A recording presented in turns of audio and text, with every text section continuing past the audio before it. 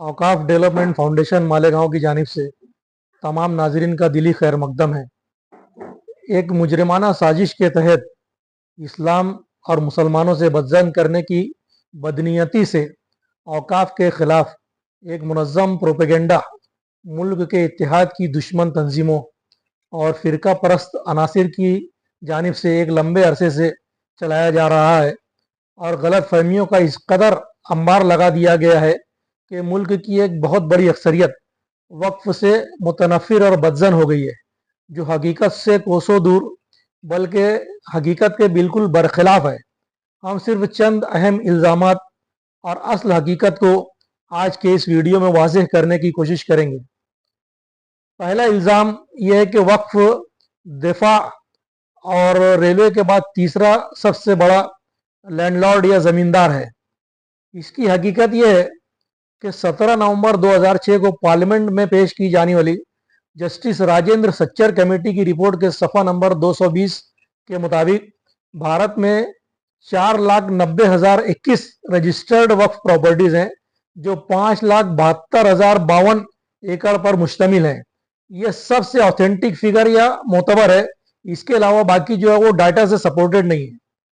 दूसरी वजह है कि मरकजी वजारत अक़लियती उमूर के मातहत waqf asset management systems of India, जिसे मुख्तसरन वामसी कहा जाता है, इसकी वेबसाइट है www.wamsi.nic.in। इस वेबसाइट के मुताबिक फ़िलहाल हिंदुस्तान में 8,72,336 रजिस्टर्ड वक्फ प्रॉपर्टीज़ हैं, जो तकरीबन एक अंदाज़ा लगाया जाता है कि 9,40,000 एकड़ पर मुश्तमिल हैं।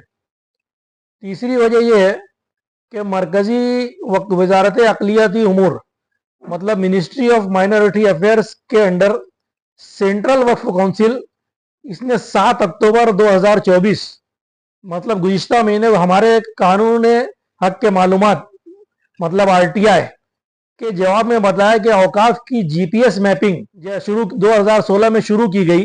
जब सर्वेयर ने असल वक्फ प्रॉपर्टीज पर कोई इजाफा देखा तो उसे अलग इंतजामी इकाई के तौर पर दर्ज किया गया, जिसकी वजह से पोर्टल में वक्फ प्रॉपर्टीज की तादाद में इजाफा नजर आता है, जबकि वो हकीकतन तादाद में इजाफा नहीं है बल्कि वक्फ की एक तकसीम है। और GPS मैपिंग का काम आज भी मुकम्मल नहीं हुआ है। ये औकाफ की जायदादों की तादाद में इजाफे की सबसे अहम वजह है। चौथी वजह यह कि वक्फ की जो प्रॉपर्टीज होती हैं की मिल्कियत इंसानों के हाथों से निकलकर मुस्तकिल तौर पर अल्लाह के नाम पर मुंतकिल हो जाती हैं और इन प्रॉपर्टीज की आइंदा खरीद और फरोख्त मुमकिन नहीं होती।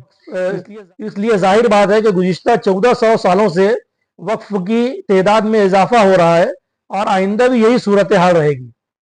पांचवी एक वजह आपको मैं बताता हूं कि DNAindia.com एक वेबसाइट है, उस पर 11 फरवरी 2024 को ऋतिक राज साहब की शाये करदा रिपोर्ट के मुताबिक भारत में कैथोलिक चर्च ऑफ इंडिया के पास 17.29 करोड़ एकड़ जमीन है।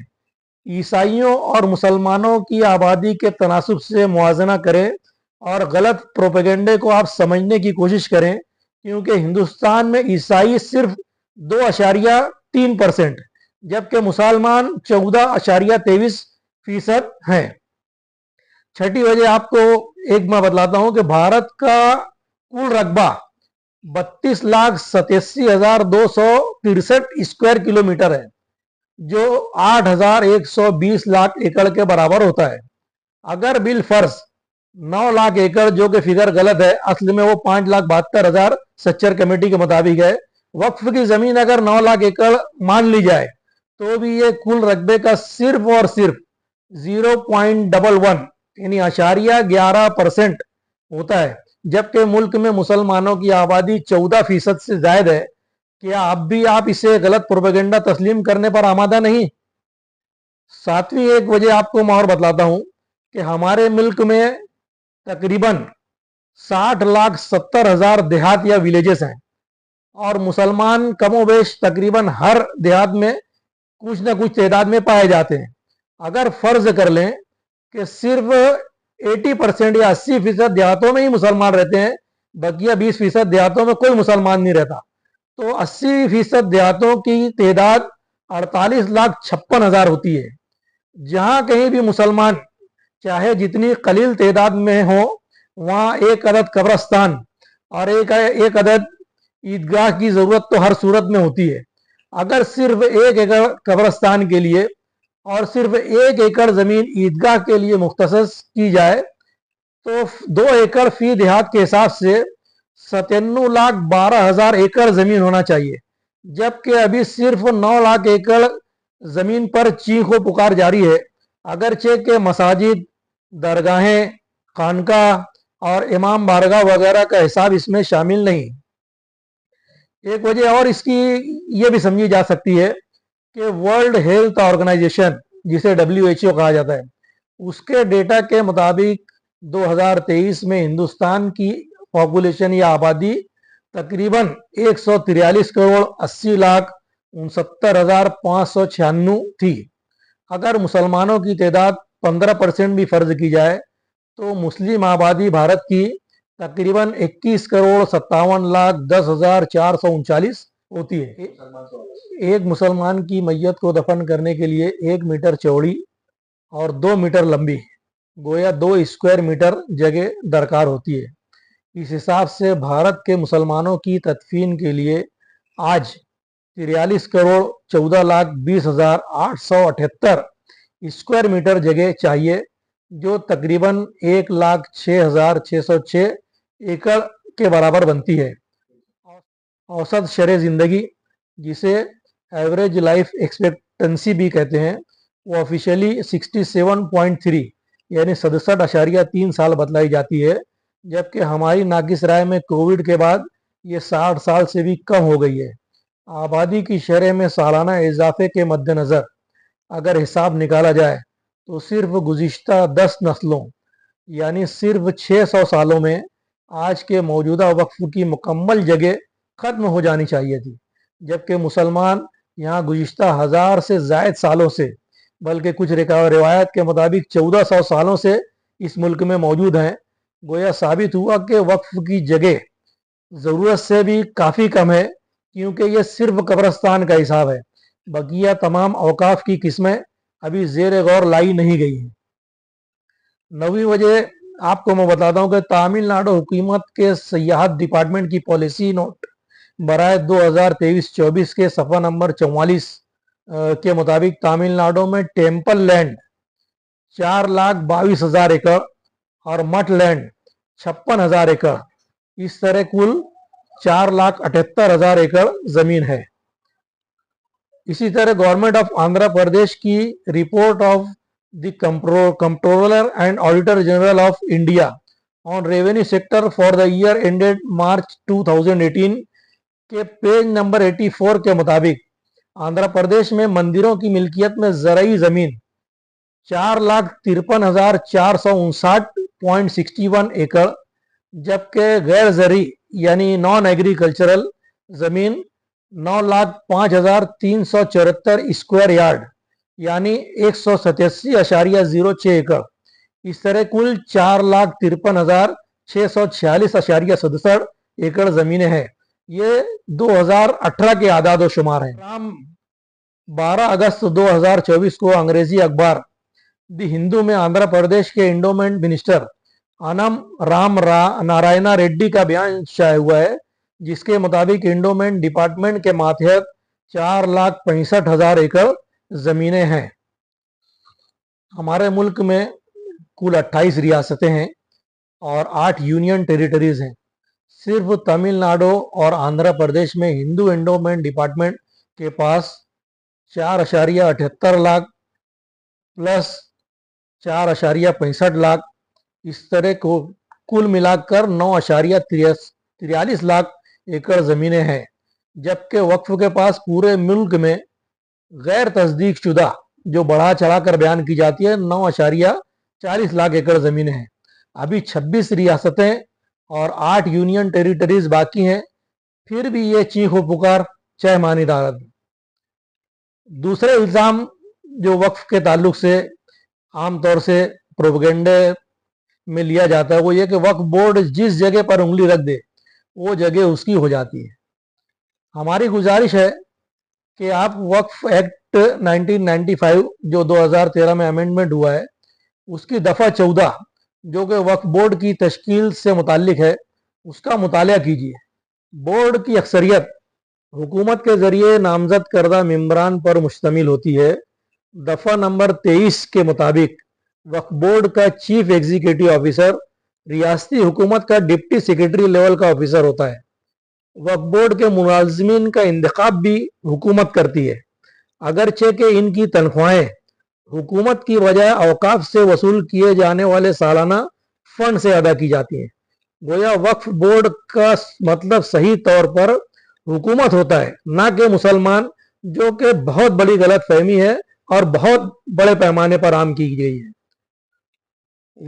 वक्फ एक्ट के सेक्शन 40 के सब सेक्शन 1 के मुताबिक द बोर्ड में itself collect information regarding any property which it has reason to believe to be work property, and if any question arises whether a particular property is work property or not, it may, after making such inquiry as it may deem fit, मैं एक बार फिर पढ़ रहा हूं, after making such inquiry as it may deem fit, decide the question। मतलब board यानी हुकूमत पहले मालूमात हासिल करेगा, फिर तफ्तीश करेगा और इसके बाद फैसला करेगा। सिर्फ इतना ही नहीं बल्कि इस फैसलों को ज़ैली दफा मतलब सब सेक्शन नंबर 2 के तहत वक्फ ट्रिब्यूनल रद्द कर सकता है या इसमें तरमीम भी कर सकता है। गोया अदालती जांच का मरहला भी कानून के अंदर पहले से मौजूद है। जरूरी वक्फ की गई प्रॉपर्टी की मिल्कियत इंसानों की मिल्कियत से निकलकर हमेशा हमेश के लिए अल्लाह की मिल्कियत में मुंतकिल हो जाती है। शरन किसी तहरीर का होना जरूरी नहीं है। ट्रांसफर ऑफ प्रॉपर्टी एक्ट 1882 और रजिस्ट्रेशन एक्ट 1908 से कबल जमीनों की खरीद और फरोख्त उमूमन जबानी तौर पर होती थी क्योंकि कानून मौजूद नहीं थे। पहला रिलीजियस इंडोमेंट्स एक्ट 1863 में बना, जबकि पहला मुसलमान वक्फ वैलिडेटिंग एक्ट 1913 में बना। चुनांचे इससे पहले के दस्तावेजात की दस्तयाबी मुश्किल है और इनका तलब करना भी हिमाकत के ज़मरे में आता है। हुकूमत की अदम तवज्जही, बोर्ड की लापरवाही, मुतवल्लियान और आम इंसानों की गैर जिम्मेदारी की वजह से न सिर्फ ये कि एक बड़ी तादाद में वक्फ प्रॉपर्टीज तजावुजात की जद में आ गई, बल्कि इनकी गैर कानूनी खरीद व फरोख्त भी मुजरिमाना तौर पर अमल में लाई गई, जो कि वक्फ एक्ट की दफ़ा नंबर 51 के तहत ममनू है। मजीद बरा वक्फ एक्ट की दफ़ा नंबर 4 के तहत हुकूमत के नामजद करदा सर्वे कमिश्नर के जरिए औकाफ का सर्वे कराना, दफ़ा नंबर 5 के तहत औकाफ की फहरिस्त शाये करना, दफ़ा नंबर 6 के तहत 1 साल के अंदर मौसूल होने वाले एतराज़ात की, दफ़ा नंबर 7 के तहत वक्फ ट्रिब्यूनल में समाअत करना और फैसला करना। इन तमाम मराहिल से गुजरने के बाद हुकूमती गज़ट शाये किया जाता है और गज़ट में शाये औकाफ को ही मुकम्मल तौर से कानूनी हैसियत और शनाख्त मिलती है।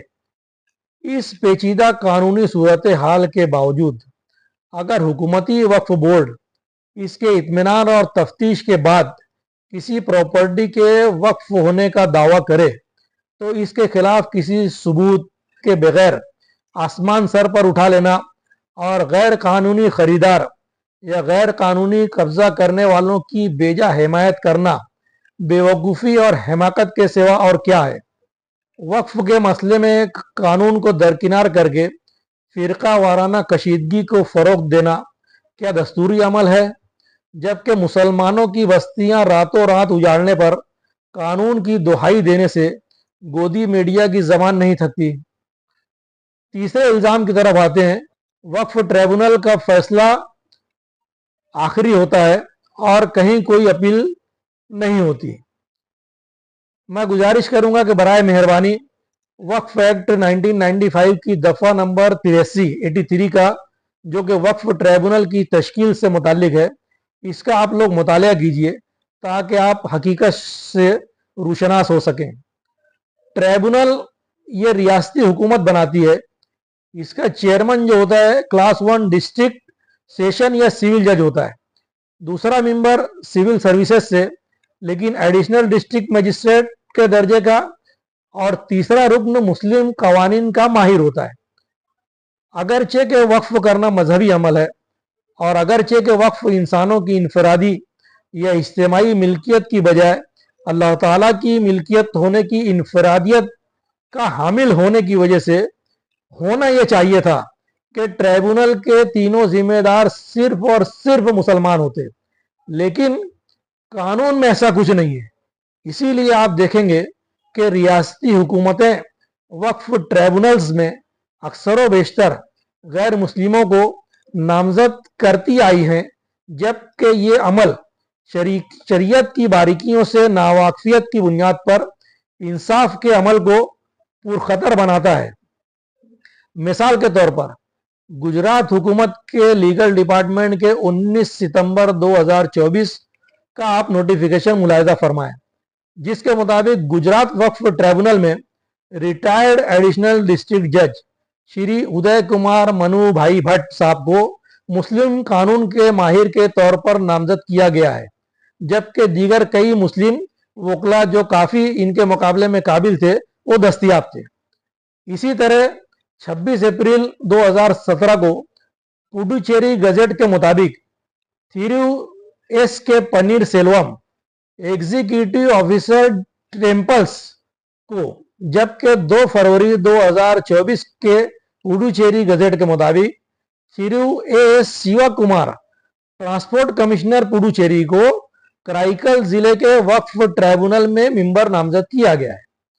अब आइए सेक्शन 83 के सब सेक्शन 9 की तरफ, जिसमें यह लिखा हुआ है हाई कोर्ट में ऑन इट्स ओन मोशन और on application of the board और any person aggrieved call for and examine the records relating to any dispute which has been determined by the tribunal for the purpose of satisfying itself as to correctness, legality or propriety of such determination, and may confirm, reverse or modify such determination or pass such other order as it may think fit।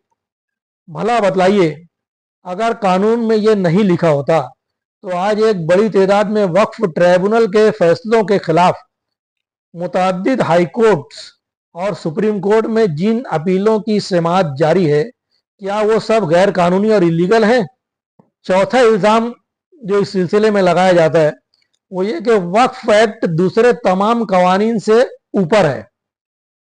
Waqf act की दफा 108 ए के अंदर ये लिखा हुआ है कि the provision of this act shall have overriding effect. अगरचे के खुदा की मिल्कियत होने और मजहबी अमल होने की बिना पर और अपनी गूनागू इनफरादियत की बिना पर वक्फ एक्ट को तरजीही दर्जा देना इंतहाई ज़रूरी और नहायत माकूल बात है, लेकिन एतराज़ात के जवाब में हम ये बताना चाहते हैं कि मुल्क अजीज़ भारत की सुप्रीम कोर्ट के बेशुमार ऐसे फैसले मौजूद हैं जिनमें इस बात का तज़किरा है कि कोई भी स्पेशल एक्ट जैसे वक्फ एक्ट तमाम आम कवानीन पर फौकियत रखते हैं। कॉमन सेंस भी ये कहता है कि अगर फौकियत ना हो तो ख़ास कवानीन बनाना हिमाकत के ज़मरे में शुमार होगा। बहरकैफ सुप्रीम कोर्ट ऑफ इंडिया के 3 फैसले आपकी खिदमत में पेश हैं, जिनमें खुसूसी कानून की फौकियत का वाज़ेह जिक्र मौजूद है। पहली मिसाल सिविल अपील नंबर 5617 ऑफ 1990 है, RS Raghunath versus state of Karnataka and another. इसके पैरा नंबर 28 में लिखा हुआ है कि a general law does not abrogate any earlier special one by mere implication, यानी कोई भी कॉमन कानून पहले से राय खास कानून को मुतासिर नहीं कर सकता। वक्फ एक्ट भी एक खास यानी स्पेशल एक्ट है। दूसरी मिसाल है criminal appeal number 1222 of 2016, Sharad Babu Digumardi versus government in city of Delhi. इसके पैरा नंबर 37 के अंदर ये लिखा हुआ है कि it is settle position in law that a special law shall prevail over the general and prior laws. तीसरी मिसाल, transferred case number 213-27 of 2020 with civil appeals number 2024-27 of 2020 etc. Pharmacy Council of India versus Dr. S.K. Toshniwal Educational Trust, Vidarbha institute of pharmacy and others. इस judgement के para number 14 के अंदर ये लिखा हुआ है कि the pharmacy act is special act and the subsequent enactment of the AICTE act is general and therefore the pharmacy act being a special act must prevail।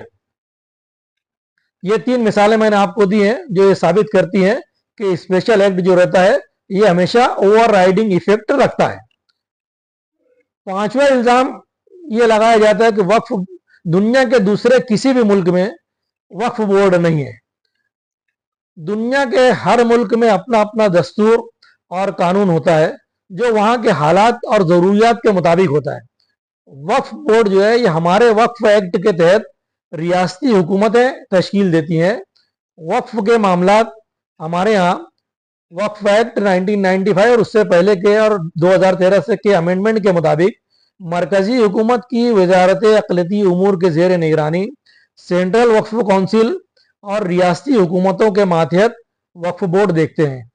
दुनिया के दीगर चंद ममालिक में वक्फ की निगरानी और इंतजाम करने वाली वजारतों और महकमात की एक फहरिस्त आपकी खिदमत में पेश कर रहे हैं। अगर आप चाहें तो गूगल से भी मालूम कर सकते हैं। गोया ये बात बिल्कुल गलत है कि किसी दूसरे ममालिक में, यहाँ तक कि इस्लामी ममालिक में भी वक्फ बोर्ड मौजूद नहीं। इस्लामी ममालिक में औकाफ के निगरान अदारों की या मिनिस्ट्रीज़ की एक फहरिस्त मैं आपको बतलाना चाहूँगा कि अफगानिस्तान में ministry of Hajj and endowments देखती है, अल्जीरिया में ministry of religious affairs and waqf देखती है, बहरीन के अंदर ministry of justice Islamic affairs and waqf के मातहत वक्फ आते हैं, बांग्लादेश में ministry of religious affairs, Brunei में Islamic religious council of Brunei Darussalam आती है, इजिप्ट में ministry of Awqaf of Egypt, Indonesia में बडान वक्फ इंडोनेशिया, ईरान में ministry of education and औकाफ, Iraq में office of Sunni endowments and office of Shia endowments, Jordan में the Jordanian ministry of Awqaf, Kuwait में Kuwait ministry of Awqaf and Islamic affairs, Malaysia में state Islamic religious councils, Oman के अंदर ministry of Awqaf and religious affairs, Pakistan में ministry of religious affairs and interfaith harmony, Qatar में ministry of Awqaf and religious affairs, Saudi Arabia में ministry of Islamic affairs dawah and guidance, Sudan में ministry of religious affairs, Syria में ministry of endowments, Turkey में the directorate general of foundations, UAE में general authority of Islamic affairs and endowments. ये कुछ मिसालें हमने पेश की हैं। दरअसल ये गलत इल्ज़ामात मुसलमानों को और इस्लाम को बदनाम करने की एक साजिश है। भारत के मुसलमान तालीमी और माशी पसमानदगी की बिना पर इसका जवाब देने से कासिर रहते हैं। हमने कुछ हकायक के जरिए चंद गलत फहमियों को दूर करने की कोशिश की है। फैसला आप खुद करें कि आपको हकीकत जानकर औकाफ की हिफाजत करनी है या प्रोपेगेंडे का शिकार होकर औकाफ की तबाही का सामान करना है। मुल्क की सालमियत और फिरका वाराना हम आहंगी का तकाजा है कि हम सब दस्तूर हिंद के मुताबिक हर मजहब के लोग अपने अपने मजहब की तालीमात पर आज़ादी के साथ अमल करें और कोई भी दूसरे के मजहब में बेजा दखल अंदाजी से हत्तल इम्कान एहतराज और परहेज करे, और यही उम्मीद हुकूमत वक्त से भी की जानी चाहिए। उम्मीद करते हैं कि देश के हित में हम लोग एक बेहतर राय कायम करेंगे और फिरका वाराना हमआंगी को तबाह व बर्बाद होने और मुल्क के खिलाफ कोई भी काम करने से बचेंगे।